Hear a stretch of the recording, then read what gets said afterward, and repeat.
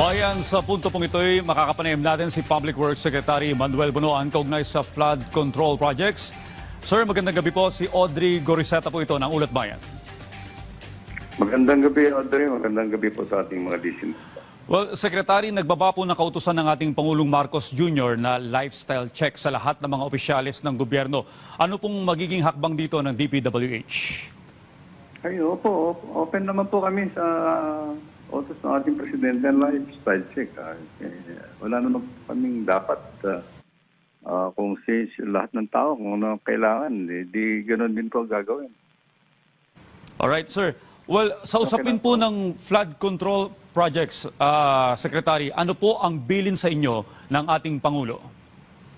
Well, ang mabiling natin ang Pangulo sa atin is actually to continue and expedite the investigations, particularly yung mga nakikitang anomalous flood control projects po. Yung doon sa mga listahan na ibinigay namin sa Office of the President several weeks ago, yung 9,855 projects na sinabi namin completed from July 2022 to May of 2025.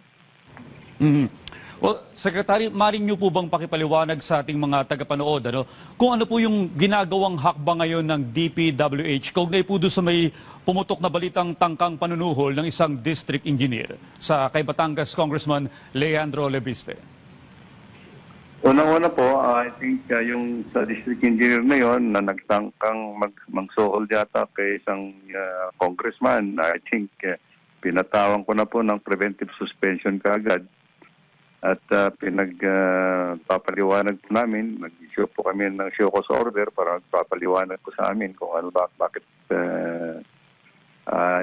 inaakusahan siya na nagtangkang magsuhol sa isang congressman. So yun po, inantay namin, we had given him 72 hours para magbigay po ng kanyang panig.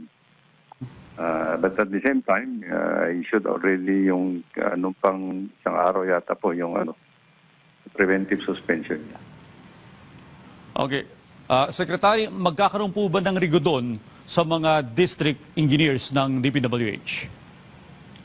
Pinag-aaralan po namin ito. How yung mga pagre-rigodon ng mga district engineers, pinag-aaralan lang po namin dito kasi we want to make sure that yung full documentations po nila hindi maiiwanan din na tiwangwang na walang sasalo.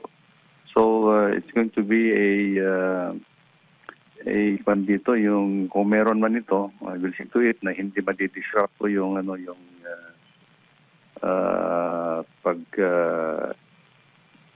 pag-implement ng mga projects po namin sa lahat ng district offices namin.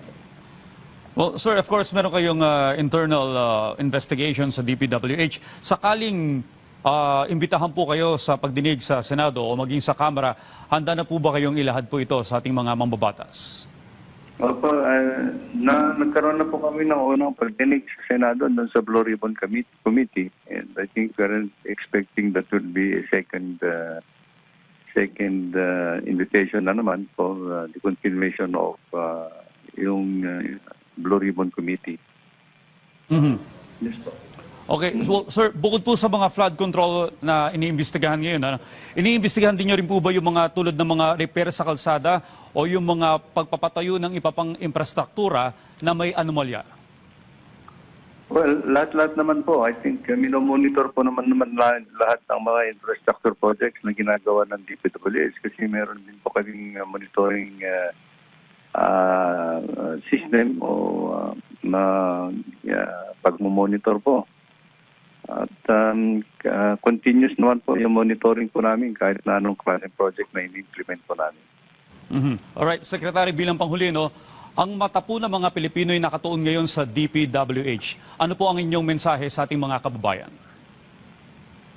Well, ang po namin dito, ang Department of Public Works and Highways po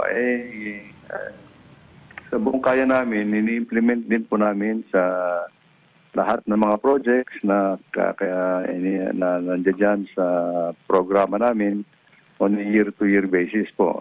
Sabi nga namin, marami na rin po kami natapos na mga proyekto. So I think ang ano po namin dito, doon po sa web portal ng ating presidente na sumbong sa Pangulo. I hope that everybody, yung mga kababayan natin will give us the feedback kung ano ang status ng mga projects na yan. Nandiyan pa ba yung projects?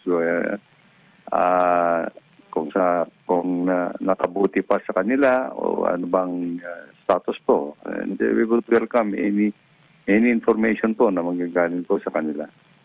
Huwag naman lang po sana yung kung hindi lang po yung nakikita nilang mali o ano, kung ano naman po. Gusto na rin namin makita kung meron na bang naitutulot na kabutihan po yung mga proyektong ginagawa namin. Alright, Secretary, maraming salamat po sa inyong oras. Nakapanayam po natin, DPWH Secretary Manuel Bunuan.